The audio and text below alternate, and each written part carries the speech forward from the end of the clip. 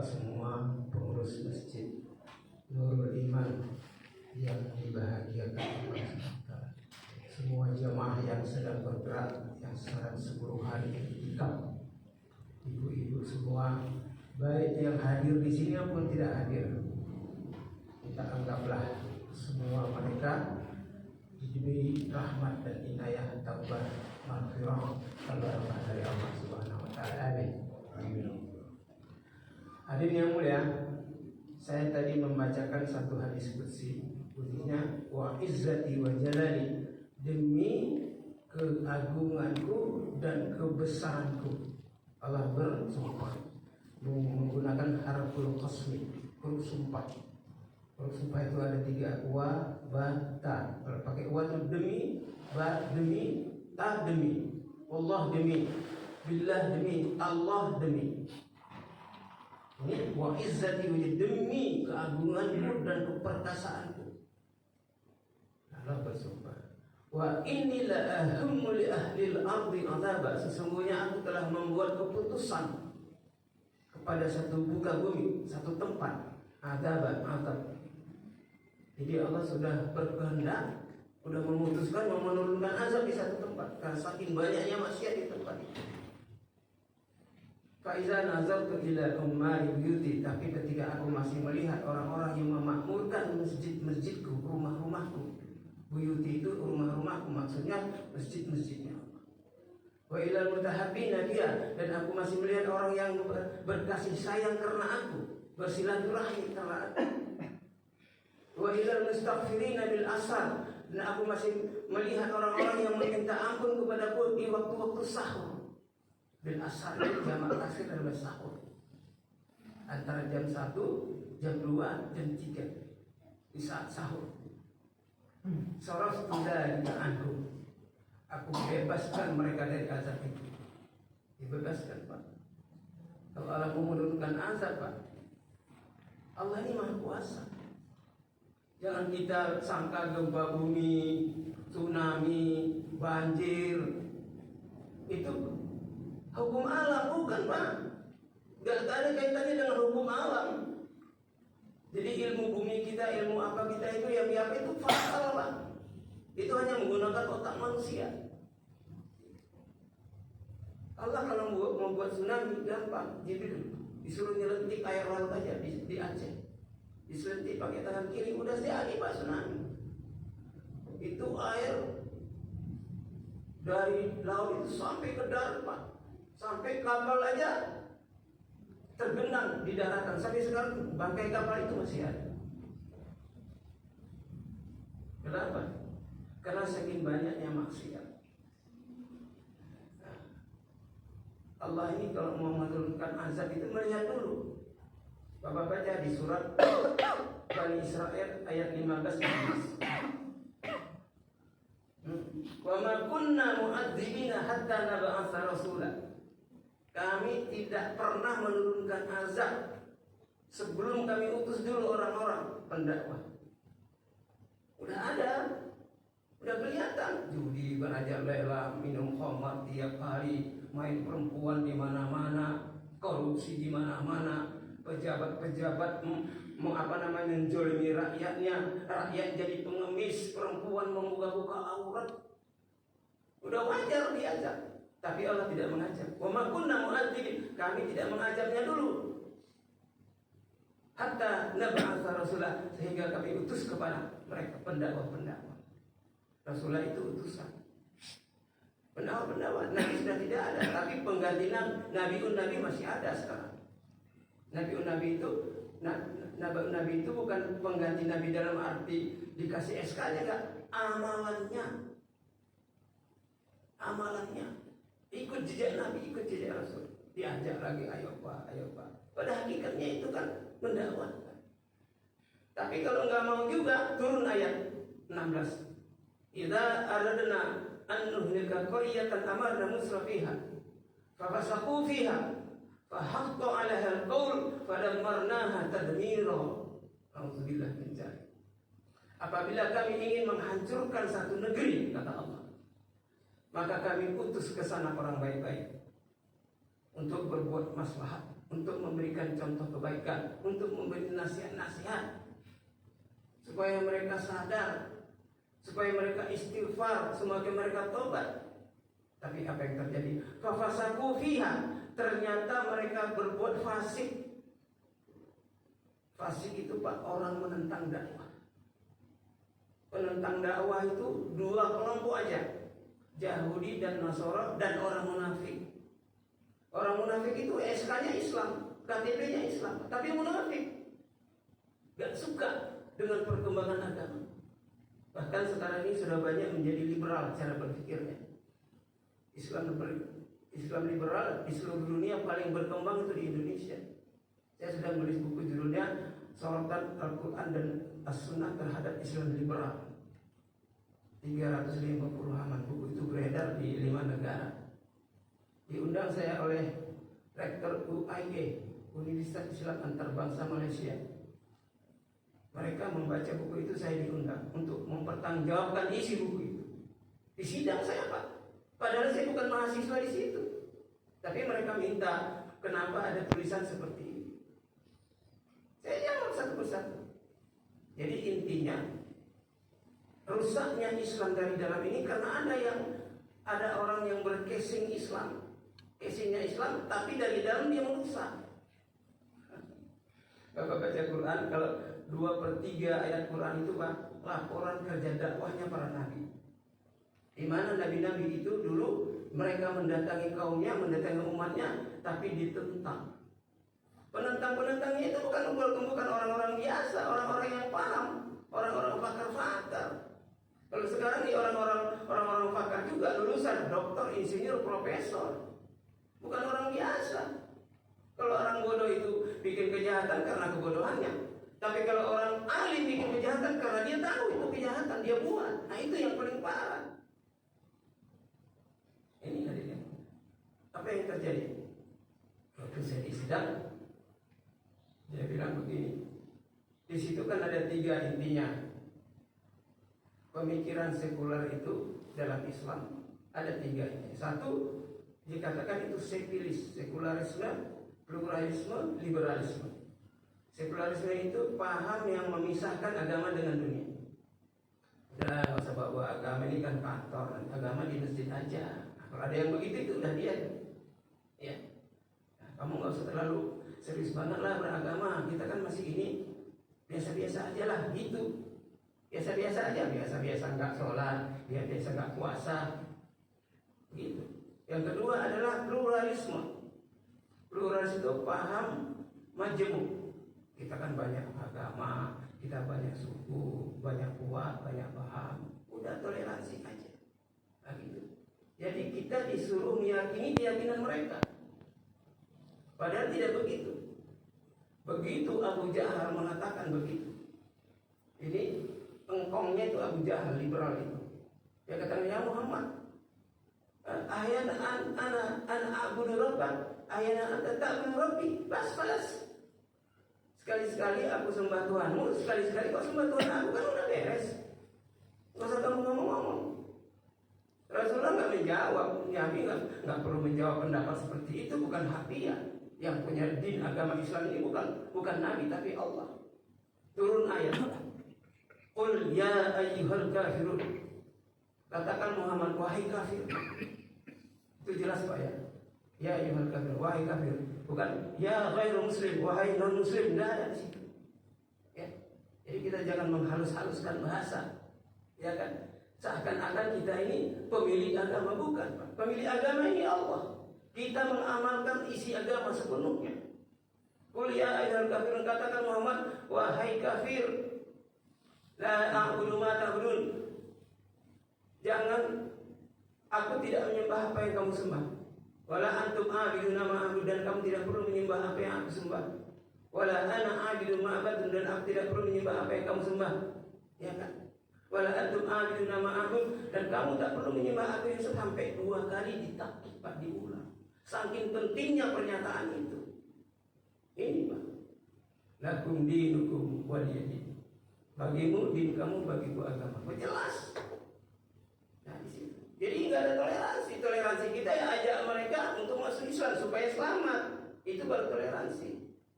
Tapi kalau kita ucapkan selamat kepada mereka, berarti kita mengucapkan selamat kepada orang yang mau masuk neraka. Apa kita itu enggak fasik? Apa kita tidak zalim? Selamat ya, kamu masuk jurang. Kan begitu. Orang udah di tepi jurang. Orang kafir, orang musyrik, orang fasik itu di tepi jurang neraka, tinggal selangkah lagi sebelum dia mati. Tapi kalau sudah dia mati otomatis. Tahu-tahu kita ucapin selamat. La haula wala quwata illa billah. Itulah pemikiran liberal, Pak. Yang ketiga adalah liberalisme. Tadi sekulerisme, liberalisme, paham bebas. Udahlah, Pak, Bu, saya ini kan udah dewasa. Saya kan bisa mencari agama saya sendiri. Saya bebas mencari agama saya sendiri. Nah ini, saya nggak usah diatur-atur. Ini sudah ada, Pak. Sekarang ada satu Asia Foundation, Yayasan Asia, pusatnya di Amerika. Itu dia mempunyai dana miliar dolar, dikirim ke seluruh negara-negara, termasuk negara-negara Islam. Indonesia nomor satu.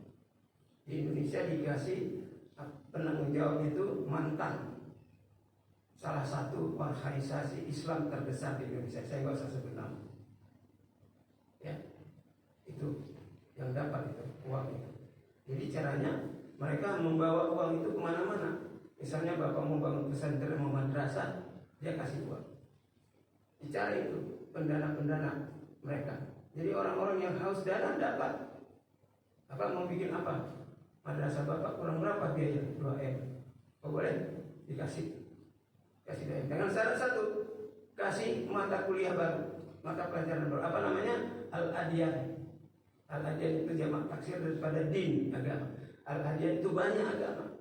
Jadi mata kuliah namanya Al-Adyan. Ini sudah terjadi, Pak. Ini yang saya ceritakan ini fakta yang sudah terjadi, bukan angan-angan. Bapak boleh periksa. Jangan-jangan anak-anak kita sudah kuliah di tempat itu dengan mata kuliah Al-Adyan. Nanti guru agama Islam atau dosen Islam mengajarkan Kristologi, dosen Kristen mengajarkan Islamologi. Begitu. Jadi anak-anak pesantren lulusan dari pesantren bapak yang seperti ini, nanti mereka mengatakan semua agama adalah sama. Semua agama berhak masuk surga. Jadi Tuhan Allah itu membuat agama yang banyak, begitu. Jadi begitu. Nah ini Pak, ini pemikiran. Dan ini sudah masuk menyusup kemana-mana di sekolah-sekolah. Di apa itu di Pakistan ada satu sekolah yang seperti itu. Madrasah sudah dimasuki. Peristiwa itu. Akhirnya karena kuat iman, kuat dakwah di sana. Orang-orang tua menarik anaknya dari madrasah. Akhirnya tutup madrasahnya, Pak. Madrasah yang dapat biaya besar begitu dan bikin Islam liberal itu akhirnya ditarik itu anak-anak dari pesantren. Udah belajar di rumah aja, nggak usah ke madrasah. Gitu Pak. Kalau kuat iman, kalau nggak kuat iman, Pak, anak kita bagus-bagus sekarang cerdas-cerdas dapat biaya lagi gratis. Allahu Akbar. Kenapa? Kita udah materialistis cara berpikir kita. Nah itu. Jadi lewat forum ini saya menyampaikan kepada kita semua, jadilah kita orang yang bertahan, ya kan? Kalau bisa menyerang. Ini Rasulullah waktu wafat Rasulullah, satu hari kemudian sudah ada orang murtad. Matinya seorang dai utama, satu hari aja Pak meninggal dunia. Besok sudah ada yang murtad. Akhirnya sahabat-sahabat membagi dua kerja.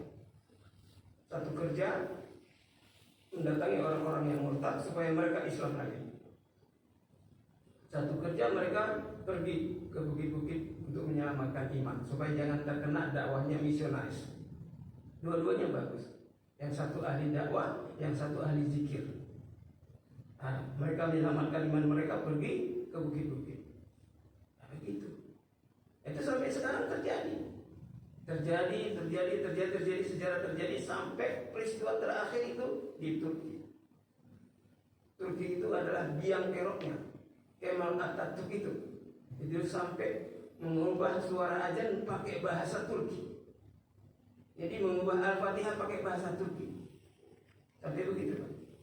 Nah, sudah itu orang-orang tidak boleh, ulama-ulama disembelih. Saya 4 bulan di sana Pak. Itu setiap masjid yang kami datangi mesti ada kubur alimnya. Dan itu kuburnya orang alim di situ, itu adalah imam masjid di situ yang dibunuh oleh pasukan Turki. Begitu. Jadi ulama-ulama disembelih. Maka di dalam ayat Quran sebutkan yuzabbihuna abna'akum wa yastahyuna nisa'akum wa fi dzalikum bala'un mir rabbikum adzim. Mereka sembelih anak-anak kamu, mereka permalukan istri-istri kalian, diperkosa, dirusak. Adzalika bala'un mir rabbikum, itulah bala yang paling besar dari Tuhan. Nah ini Pak. Jadi kita orang Islam ini Pak harus bersatu secara tauhid, secara akidah, secara jamaah. Kita nggak boleh pecah belah Pak. Mari kita bersatu. Jangan lagi kelompok-kelompok kita udah capek. Satu merasa lebih ahli sunnah dari yang lain, satu merasa lebih Islam dari yang lain. Jangan Pak. Kita belum tentu. Nanti yang nanya kita kan dikuburkan malaikat. Ya, bukan orang-orang kelompok golongan. Nggak ada. Tadi dia marrabuka, siapa Tuhan kamu? Man nabiyuka, siapa nabi kamu? Man ikhwanuka, siapa saudara kamu? Kan itu yang ditanya, bukan yang lain. Kamu kelompok apa? Enggak. Islam itu tidak punya aliran Pak. Yang ada aliran itu dua aja. Satu aliran listrik, satu aliran sungai. Ya Islam nggak punya aliran. Jadi jangan Bapak merasa saya dari ini, saya kelompok ini. Salah Pak. Jamaah tabligh itu pun nggak ada. Jangan sombong. Orang-orang tabligh jangan sombong. Kalau udah berdakwah sombong nggak boleh. Maulana Sa'ad, cucu cicit pendirinya jamaah tabligh ini mengatakan, barang siapa yang mengatakan dirinya jamaah tabligh berarti dialah pemecah belah umat. Enggak Pak, kita ini orang Islam biasa. Apa yang kita baca kitab-kitab itu, Fadilah Amal itu kitab biasa. Maulana Zakaria rahimahullah itu sudah menulis 60 kitab. Kalau saya baru 20, dia udah 60 kitab. Semua sirah, kitab kutubus sitah diurai oleh dia. Bukhari, Muslim, Tirmidzi, Abu Dawud, Ibnu Majah, Nasa'i, sampai kepada Al-Muwatta. Kitab Muwatta itu adalah kitab hadis pertama. Itu ditulis oleh Imam Malik rahimahullah. Imam Malik rahimahullah itu adalah cucunya Anas bin Malik radhiyallahu anhu. Anas bin Malik itu adalah pembantunya Rasulullah 10 tahun. 10 tahun bersama Rasulullah kemana pergi dia ikut. Jadi dia perawi terbesar itu Anas bin Malik itu. Tapi dia nggak boleh kedua tempat. Ke toilet, ke kamar tidur dia nggak ikut. Jadi nggak bisa meriwayatkan hadis-hadis tentang toilet, tentang ranjang, kamar tidur nggak bisa. Itu hak Aisyah radhiyallahu anha. Kalau Aisyah radhiyallahu anha karena dia istri Nabi, dia bisa meriwayatkan bagaimana di ranjang, bagaimana di toilet, bagaimana mandinya Nabi Rasulullah, bagaimana hidupnya Rasulullah. Maka semua itu adalah hadis-hadis yang baik positif. Nah itu kita. Nah Maulana Zakaria telah menulis itu. Jadi kitab Fadilah Amal yang kita baca selalu itu himpunan dari seluruh kitab. Dan Fadilah itu sedang untuk memudahkan orang awam. Dakwah kita ini 3. Ud'u ila sabili rabbika bil hikmah. Dakwahkanlah kepada jalan Tuhanmu bil hikmah, dengan orang awam. Kalau orang awam kita baca hadis berdebat nggak mampu. Kasih makan enak, ya kan, kasih hadiah, dia datang ke masjid, bikin apa, suruh apa, nanti lama-lama dia nangis, baru masuk. Makanya kita, dakwah kita nih, banyak orang-orang awam, orang-orang bertato, preman-preman. Bapak jangan heran. Itu Kapolsek ini, Kapolsek Pondok Gede pernah telepon saya Pak, udah lama, 10 tahun yang lalu. Pak Ustadz, ini ada korban narkoba, gimana Pak Ustadz? Masuk pesantren Pak Ustadz apa pesantren saya? Maksudnya pesantren itu di tahanan Polsek gitu. Udah bagaimana keadaannya Pak? Ini sudah gawat Pak. Ini bukan hanya pemakai tapi pengedar juga. Wah kalau gitu kelas berat, masuk pesantren Bapak aja lah. Masuk aja di Polsek Pondok Gede. Kami datang 2 orang ke sana. Kami datang orang itu mengunjungi. Kami ajak belajar berwudu, kami ajak belajar sholat, kami dengarkan taklim, baru Pak bisa nangis Pak. Kalau anak-anak muda, anak-anak bandel sudah nangis karena Allah Pak, itu berarti hidayah sudah datang. Ini Pak. Jadi kita jangan anggap kecil, anggap enteng sama preman-preman, sama orang-orang di kaki 5 itu Pak. Mereka itu hatinya bagus Pak, setia kawan. Dia berani mempertaruhkan nyawanya untuk temannya. Coba hebat gak itu? Apabila dia dapat agama Pak, dia bisa menjadi mujahid besar. Begitu. Jadi kalau kita lihat mereka di sebahan, makanya saya ikut dakwah ini seperti ini. Saya lihat wah ini memang banyak kebaikannya. Orang banyak mengatakan kamu itu jamaah sesat. Saya bilang betul Pak, cuma tersesatnya dari diskotik ke masjid. Betul kan? Radikalisme itu kan tersesat juga bagi orang-orang yang nggak apa kan bilang itu dari masjid ke masjid. Bapak jangan, itu pusat dakwah kita di Masjid Kebetulan 300 meter aja dari kantor intelijen negara. Itu kalau memang itu jamaah sesat udah lama Pak, bubar itu Pak. Itu Pak Kolonel Zulfakar CPM itu kantornya kan di Guntur.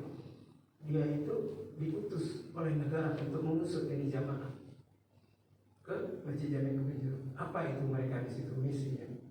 Oh ya gitu, dan lakukan ngapain mereka? Mereka sholat berjamaah terus ngajak orang ke masjid. Lah misinya apa? Ya misinya itu, ya kan? Sholat berjamaah, taklim, ngajak orang ke masjid. Wah ini nggak benar intel kayak gini. Ditempel lagi Pak intel baru, iya kan? Jangan-jangan itu bohong. Zainab sama dia apa dia? Ngapain mereka? Mereka sholat berjamaah, taklim, ngajak orang ke masjid. Wah kalau begitu, di mana pusatnya? Di India, di dikirim Pak. Sampai dia jumpa Pak sama masing-masing orang-orang alim, orang-orang ulama-ulama besar Pak, didoakan Pak. Akhirnya dilantik menjadi ahli suro jamaah tabligh pertama Indonesia Pak. Jadi ketua suro Indonesia itu dia pertama Pak. Letnan Kolonel Zulfakar rahimahullah. Waktu dia meninggal dunia Pak, itu pasukan dari Kopassus datang ke Masjid Kebetulan Pak. Waktu memakamkan saya kan ikut. Itu ada tembakan 17 salto Pak ke udara. Itu penghormatan terhadap pahlawan nasional. Dia dimakamkan pahlawan Kalibata semestinya, tapi keluarga nggak mau. Keluarganya bilang dimakamkan di biasa aja lah, nggak usah dimakam pahlawan, nggak enak. Kita kan orang biasa aja nggak apa-apa. Akhirnya dimakamkan di Keranggan Pak, dimakamnya di sana. Nah itu begitu. Ini saya apakan sedikit Pak, bagaimana kebenaran ini susahnya masuk kebenaran itu. Kebenaran ini datang kepada kita apabila kita punya sifat tolak ingin melihat. Kalau enggak mungkin. Turun ayat bertahap. Inna nahnu nazzalna 'alaikal Qur'ana tanzila. Sesungguhnya kami turunkan Al-Qur'an kepada Muhammad tanzila, bertahap-tahap, enggak sekaligus. Kenapa? Ditarbiyah di umat, untuk memberikan tarbiyah kepada umat. Turun Iqra, turun Al-Mudassir, turun Al-Muzammil, turun wa anzir asirat wasit wa anzir asirat taqrabin, sampai terus sampai terakhir Al-Maidah ayat 3, al-yauma akmaltu lakum dinakum wa atmamtu 'alaikum ni'mati wa raditu lakum al-Islam dinan. 30 juz Pak. Sampai 23 tahun baru Quran itu turun. Untuk apa? Supaya kehidupan masyarakat Makkah Madinah itu, masyarakat dunia ini dituntun sepenuhnya oleh Al-Quran. Makanya ada ayat-ayat nasikh mansukh. Kalau Bapak belajar tafsir ada nasikh mansukh. Ilmu nasikh mansukh itu ayat yang dihapus dan ayat yang menghapus. Contohnya ada ayat bunyinya begini. Ya ayyuhalladzina amanu la taqrabus salata wa antum sukara. Wahai orang beriman, jangan kamu mendekati salat sedang kamu sedang mabuk. Karena waktu itu banyak pemabuk. Tapi kalau lagi mabuk nggak boleh, selalu udah nggak mabuk baru salat begitu. Rupanya ada sahabat jadi imam salat, salah baca ayat. Qul ya ayyuhal kafirun la a'budu ma ta'budun wa a'budu ma ta'budun. Ya salah, aku sembah apa yang kamu sembah karena mabuk lagi teler, slip of the tongue, keselio lidah. Akhirnya turun ayat untuk menasikh itu ayat apa? Ya ayyuhalladzina amanu innamal khamru wal maisiru wal ansabu wal azlamu rijsum min amali syaitan fajtanibuhu la'allakum tuflihun. Wahai orang beriman, sesungguhnya khamar, judi, menyabung, mengadu-adu nasib adalah perbuatan keji dari syaitan. Maka segera sekarang juga kamu jauhi. Mudah-mudahan kamu orang yang menang. Gitu Pak. Jadi ayat yang tadi itu sudah hapus. Yang tadi itu yang datang ke Rasulullah sudah hapus, tapi masih ada dikir. Kalau dibaca tetap dapat pahala, tapi syariatnya sudah dihapus oleh ayat yang ini. Nah, begitu Allah menuntun Pak. Begitu hikmahnya Al-Quran sampai menuntun orang sedemikian rupa. Enggak main gebuk, enggak. Tapi kalau kepada orang ud'u ila sabili rabbika bil wal mau'izatil hasanah, tahap kedua. Kelompok kedua itu kasih pelajaran. Makanya ada pondok pesantren, ada sekolah, itu mau'izatil hasanah. Walaupun di zaman Nabi tidak ada pondok pesantren, ada Darul Arqam, di rumah Arqam bin Arqam itu sekali saja dibuatkan di rumahnya itu ada pelajaran-pelajaran. Yang ketiga adalah wajadilhum billati hiya ahsan. Ini tahap yang paling peringkat tinggi. Berdebatlah kamu dengan mereka dengan yang lebih baik. Nah, ini harus ilmuwan, ya kan? Ayo berdebat, begitu sama-sama. Kalau yang tiga ini ada, baru Islam ini berkembang, Pak. Ketika turun ayat wa anzir ashiratakal aqrabin, kasih ingatlah kerabat-kerabat kamu terdekat, Nabi gemetar. Ini perintah lain, perintah kok udah menyeberang kemana-mana. Kasih ingatlah terhadap kamu terdekat. Artinya Nabi pulang mandi terus ambil wudhu lagi, berangkat lagi sampai Khadijatul Kubra radhiyallahu anha, istri tersayang yang banyak korban, menanya, ya Rasulullah, kita ini mana taruh tadi ya Rasulullah, engkau baru balik kok udah berangkat lagi, baru pulang kok udah berangkat lagi. Nabi nggak bisa jawab, nggak enak, Pak. Akhirnya bilang Nabi, la rohata ba'dal yaum, tidak ada istirahat sejak hari ini, wahai Khadijah. Sejak turun ayat wa anzir ashiratakal aqrabin, Nabi tidak pernah istirahat. Nabi datang terus, datang kepala-kepala suku, datang ke bilang. Kalau kita sekarang ketua RT, ketua RW, camat, bupati didatangi, Pak, begitu. Sampai 83 kabilah didatangi. Dikumpulkanlah mereka di Bukit Sofa.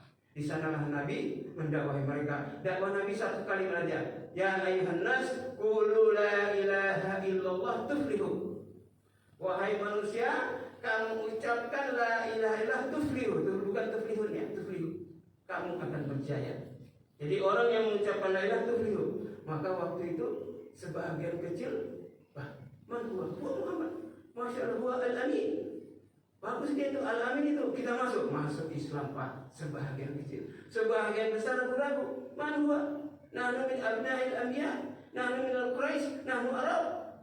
Siapa dia? Kita ini anak keturunan nabi-nabi, kita ini Quraisy, kita ini orang Arab. Ngapain dia mengatakan begitu?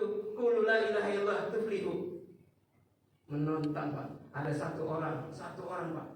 Itu yang paling, kalau sekarang itu apa namanya? Dia itu penyerang. Itu namanya Abu Lahab. Abu Lahab datang kepada depan Nabi, dia bentak-bentak lagi. Alihada jamatana ya Muhammad. Tabbatlah ya Muhammad. Apakah untuk ini engkau kumpulkan kami di sini Muhammad? Celaka engkau Muhammad. Subhanallah. Nabi dicelaka-celakai, Pak. Saya kalau bukan hadis ini, saya nggak berani membaca, Pak. Tabbat itu kata-kata paling kasar makian bahasa Arab. Itu. Begitu Nabi dibilang begitu, Nabi nggak menjawab karena bukan urusan Nabi. Ini dakwah urusan Allah. Nabi hanya menyampaikan, ana muballigh anta hadi ya Allah. Saya ini hanya menyampaikan, engkau yang memberi hidayah ya Allah. Turun ayat. Tabbat yada abi lahabi wa tabbah. Wa tabbah itu double ya. Baik itu tasdid itu, jadi wa tabbah. Celakalah kedua tangan Abu Lahab dan celaka yang paling celaka. Nah, tabbat yada abi lahabi wa tabbah ma aghna anhu maluhu wa ma kasab. Enggak ada artinya hartanya dan apa yang diusahakannya. Ya kan? Tabbat yada abi lahab ma aghna anhu maluhu wa ma kasab. Saya sura naron dzatal lahab, nanti dia akan dibakar, ya kan? Dibakar api neraka yang dzatal lahab. Wa muratuhu hamalat, begitu juga istrinya nanti jadi kayu bakar untuk bersama Allah. Fi jidha hablum min masad. Itulah hadirin sekalian yang terburuk ini yang terjadi. Jadi udah jelas, orang yang menentang, orang yang ikut dakwah diselamatkan sama Allah, tapi orang yang menentang nabinya dua kemungkinan. Apakah Allah mengazabnya atau Allah memberikan hidayah, tergantung kepada sifat tolak dia. Nah begitulah kira-kira ya. Jadi akhir daripada ucapan omongan kita hari ini, mari sama-sama kita taubatkan nasuha di malam ini. Mudah-mudahan cerahnya ya. Kalau hati saya itu terang, saya sekali ini. Jadi saya semoga surah kita, masya Allah, ngomong-ngomong ngobrol. Tadi kan bagi-bagi apa kan, nasi bungkus sahur itu kan, itu satu kebaikan yang banyak. Yang mudah-mudahan satu butir nasi itu mengalir pahalanya 700.000 kali lipat kepada yang memberikan. Amin. Sebab setiap orang yang berinfak di bulan puasa ini, Pak, masya Allah, gak bisa dihitung, Pak. Semua amal kita di seluruh bulan di umur kita itu dibandingkan dengan satu hari di bulan Ramadan tidak ada apa-apanya. Maka 2 hari ini rasanya kurang lama. Mungkin kita, kalau Muhammadiyah sudah putuskan hari Senin kan, Lebaran kan. Tapi nggak tahu, kita lihat nanti apa, masih ada ru'yah isbat dari Majelis Ulama. Kita lihat saja bagaimana, kita ikut saja yang mana. bagaimana sebaiknya gitu. Dan komisi di sini sudah penuhlah 10 hari ya sampai besok. Jadi kemungkinan besar ini mungkin hari terakhir ataupun besok pagi sudah pindah ke Masjid Jami Jeruk untuk waksi akhirat untuk laporan kerja di sana. Bagaimana terus kami waksi selesai dan malam takbirannya kita udah pulang kembali ke rumah kita masing-masing dengan satu sikap Idul Fitri, kembali kepada suci. Idul Fitri itu kembali bukan mudik Pak maksudnya, tapi Idul Fitri kembali kepada suci. Karena Nabi bersabda, kullu mauludin yuladu 'alal fitrah. Setiap anak dilahirkan dalam keadaan fitrah. Jadi kita dalam keadaan fitrah bukan suci dari najis, bukan. Sebab anak lahir itu penuh najis, 40 hari nifas ibunya penuh najis. Tapi fitrah dalam situ adalah dalam keadaan suci, dalam keadaan muslim kembali bersih, tidak ada dosa. Bahkan ada pahala selama kita Ramadan. Mudah-mudahan ini semua dapat kita kerjakan dengan baik. Mari kita salam-salaman. Akhir-akhir negerinya nanti kita kembali bekerja. Jangan lupa Ramadan jadikan sekolah yang baik, sehingga habis Ramadan tetap sekolah yang baik, tetap lulus ya. Jangan setelah Ramadan mundur, ya kan? Nanti nggak ke masjid lagi, nggak ini lagi, jangan lagi. Dan puasa 6 jangan lupakan. Puasa 6 itu kalau Bapak puasa 6 sama dengan 1 tahun puasa. Ya kalau di Malaysia tuh ini hari raya terakhir, besok lebaran, besoknya udah puasa 6 berjamaah puasa 6. Nanti tanggal 7 udah selesai puasa 6 baru pulang kampung, baru mudik gitu. Jadi nggak mudik sebelum hari raya tuh nggak mudik. Nanti tetap juga ketemu ibu, ketemu ayah, ketemu emak di kampung tetap kan. Emang nggak bisa ketemu emak setelah puasa 6 kan bisa. Nah itu tergantung kita mengaturnya. Tetapi kita utamakan ibadah yang fadilahnya untuk kita dapatkan. Begitulah hadirin semuanya, mari kita sama mohon maaf ampun dari kita doa sedikit. A'udzubillahi minasyaitonirrajim. Bismillahirrahmanirrahim. Alhamdulillahirabbil alamin. Wassalatu wassalamu ala asyrafil anbiya'i wal mursalin wa ala alihi wa sahbihi ajmain. Allahumma innaka 'afuwwun karim, tuhibbul 'afwa fa'fu 'anna ya karim. Allahumma inna na'udzubika min adzabi jahannam wa min adzabil qabri wa min fitnatil mahya wal mamat wa min fitnatil masiihid dajjal. Allahumma ighfir lana wa liwalidayna wa arhamhuma kama rabbayana shighara. Wa sa'iril mu'minina wal mu'minat wal muslimina wal muslimat al ahya'i minhum wal amwat ya qadiyal hajat bi rahmatika ya arhamar rahimin. Ya Allah, ampunilah dosa-dosa kami ya Allah. Berikanlah kekuatan kepada kami ya Allah. Kami adalah pendosa pemaksiat ya Allah. Ampuni ya Allah, kau tidak tempur kami ya. Kami pasti merugi ya Allah, begitu ya ibu bapak kami telah membesarkan kami ya Allah. Ampunilah mereka. Kalau mereka masih hidup, bimbinglah mereka dalam tuntunan agama-Mu ya. Kalau mereka sudah tiada, alirkan segala pahala amal kami dan doa kami kepada mereka sebagaimana janji-Mu ya Allah. Ya Allah, kami kepada masing-masing ulama-ulama kami yang menuntun kami dalam agama sehingga kami dapat hidayah. Berkahilah usaha mereka, jadikan mereka keturunan mereka menjadi orang yang baik. Begitu juga anak istri kami yang kami tinggalkan di jalan selalu ya Allah, karena agama-Mu ya Allah. Pelihara mereka, tunaikanlah hajat-hajat mereka ya Allah. Selesaikanlah hutang mereka. Begitu jaya saudara-saudara kami yang sudah satukan hati kami dalam agama-Mu, jauhkan kami dari khilafiyah, jauhkan dari perpecahan ya. Jadikanlah pemimpin kami orang-orang yang bertakwa, jauhkan daripada orang-orang yang zalim ya Allah. Jadikanlah kami juga orang-orang bertakwa ya. Manfaatkan ya kami waktu ini yang terakhir kami mohon kepada Engkau ya Allah. Jadikanlah kami kematian kami dalam keadaan husnul khotimah, bukan keadaan husnul khotimah. Rabbana atina fid dunya hasanah wa fil akhirati hasanah wa qina azabannar. Sallallahu ala khairi khalqihi nabiyil ummi Muhammadin ashabi. Subhana rabbika rabbil izzati amma yasifun wa salamun alal mursalin walhamdulillahi rabbil alamin. Subhanallahi wa bihamdihi subhanakallahumma wa bihamdik asyhadu an la ilaha illa anta astaghfiruka wa atubu ilaik. Wassalamu alaikum warahmatullahi wabarakatuh.